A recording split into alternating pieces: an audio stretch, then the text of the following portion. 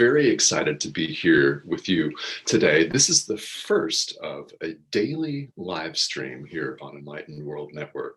So I want to spend a little bit of time here talking about A Course in Miracles today as far as an introduction, but first let me introduce myself. I've been on EWN for the past couple of days, actually testing out the webinar system on Restream here and giving a little bit of an introduction on A Course in Miracles and myself by means of a quick promo.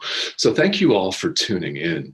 And what I want to talk about is what my own experience with this remarkable and really wonderful and transformative spiritual text has meant.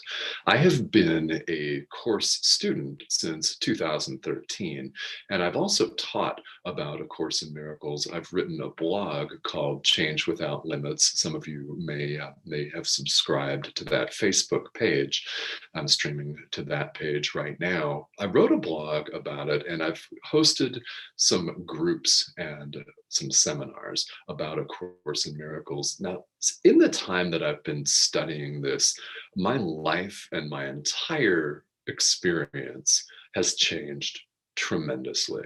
And I do mean tremendously. This has been such an eye-opening and gratifying and awakening experience. And this course has challenged me in ways that I'm grateful for.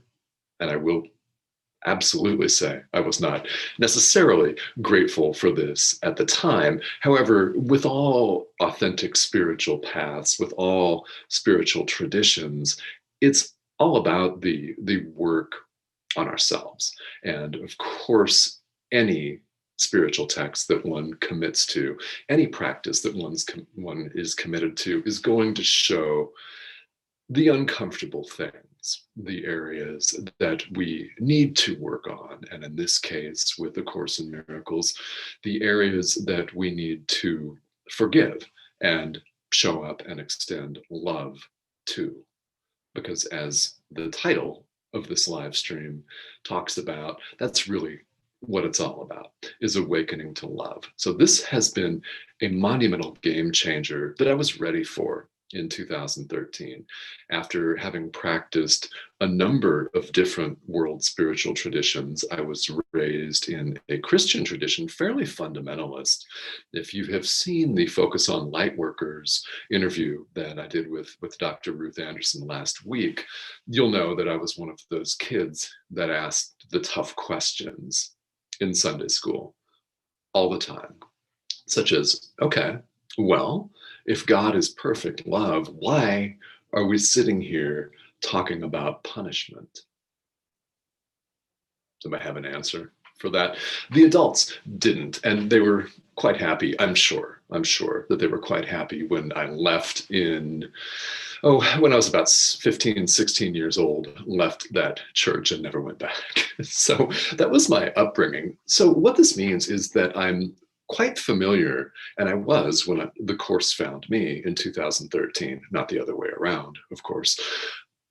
When the course found me in 2013, I was quite comfortable with Western spiritual terminology, like God, like Jesus, the Holy Spirit, and the course, A Course in Miracles, uses those terms.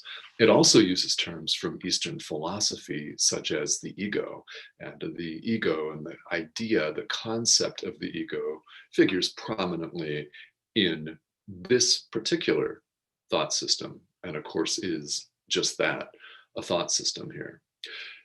The ego figures prominently in that we've identified with it, and all spiritual work, whether you follow this particular tradition or any other, is about undoing our attachment to that ego, because it's not who we are. It's a sense of separation. And I'll go into that here on this live stream in detail, because A Course in Miracles goes into this in great detail. A Course in Miracles delves into how the ego functions, and it's very insidious, and it can be really shocking it was shocking to me, the depth at which we've identified with something that is just patently false, which it is. It's not the reality of who we are. So what does A Course in Miracles seek to do?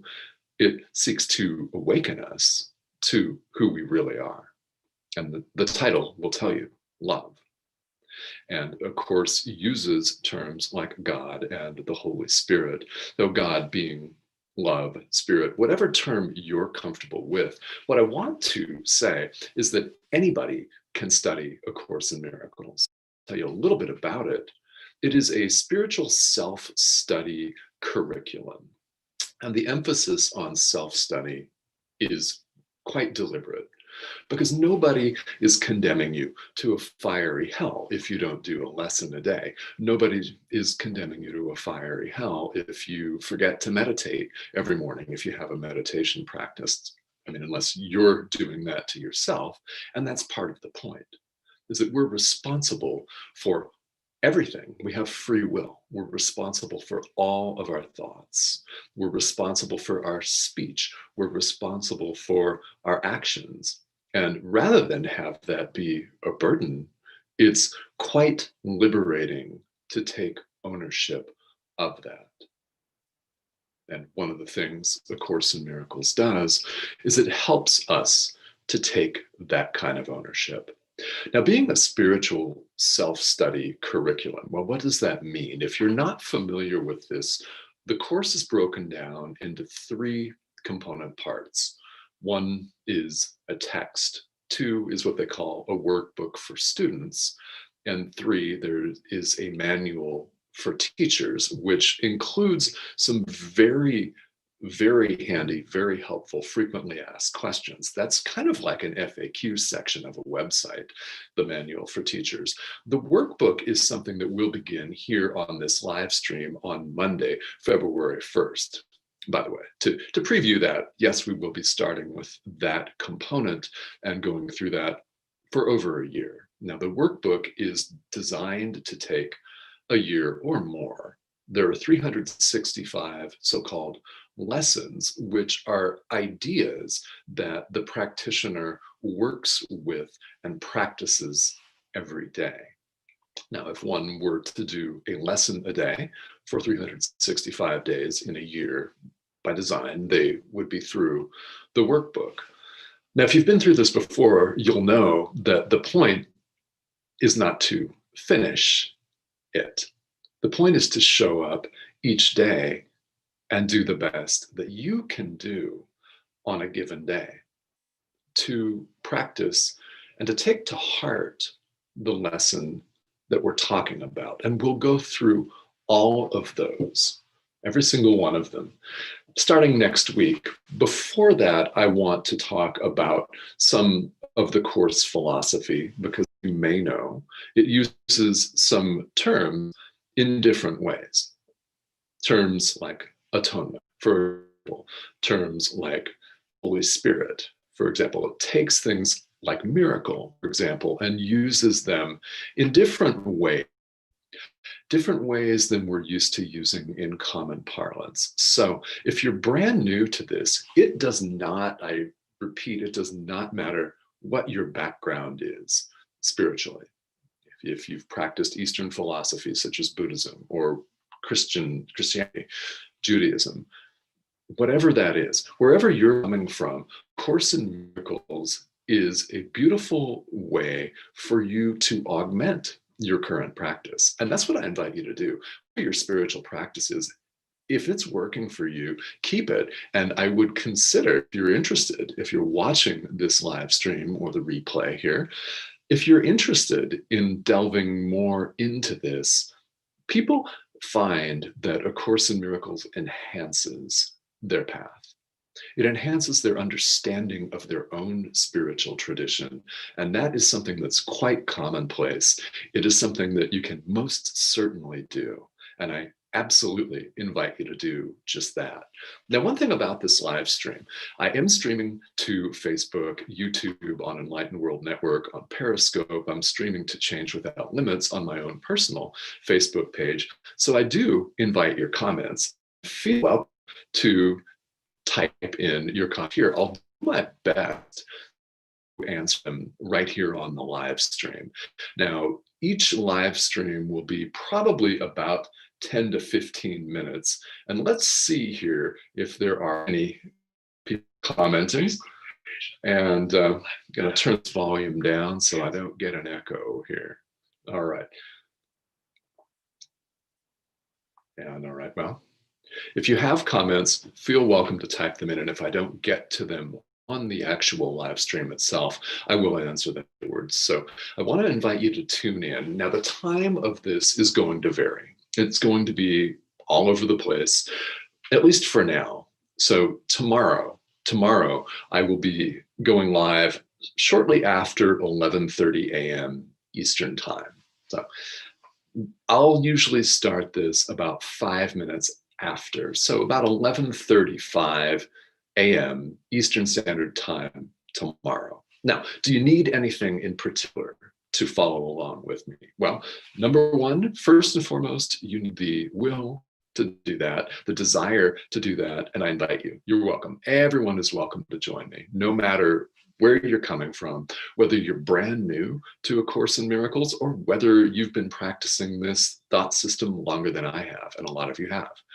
So we can always learn something new, and that's what I've found throughout my practice of all spirituality, which includes Buddhism, which includes Tibetan Buddhism, lots of meditation. Every time you show up, you learn something new. So that's the first requisite. It's just being here. Now I've got one of these guys.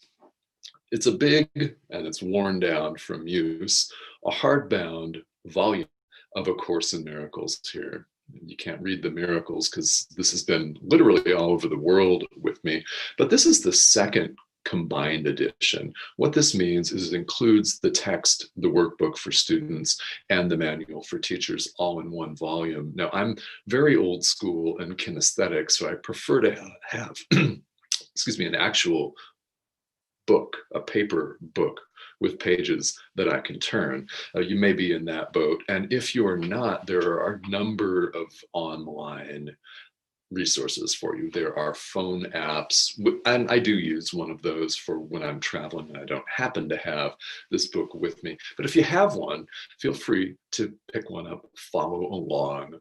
Again, not required. The only thing that's required here is that you show up with an open mind. That is all that we really need to do. We make a decision right now in the present moment that we're going to show up with an open mind and ready to discover some beautiful things about ourselves. What I aim to do on this is to take some concepts, which we'll start going through tomorrow and the rest of this week, and make them accessible. Spirituality is all about experience and practice. It's not about belief. So if you don't believe, or you find that you're not able to believe that A Course in Miracles was dictated to a couple of PhDs from Columbia University in the 1970s by Jesus, if you are unable to believe that, or you don't, it doesn't make any difference. One reading of any component of this course would lead you to the conclusion that it's divinely inspired, like a good story. It's divinely inspired. It's really wonderful. Belief is not required. All that's required is curiosity. And because you're watching, I know you've got. So again, I invite you to join me here on Enlightened World Network every day. Tomorrow, I'll be going live at approximately 11:35 a.m. and that will be Eastern Standard Time. So thank you so much for joining me. It's a pleasure to be here, and thank you so much to Enlightened World Network for providing this space for us all to come together. This live stream is going to be all about community, all about interaction, and it's about taking these philosophical teachings, some of which are esoteric or out there, and making accessible, and most importantly of all, actionable in your daily life. All right, again, I'm Tomas Garza. Thank you so much for joining me today. I look forward to seeing all of you here on Enlightened World Network. Have a great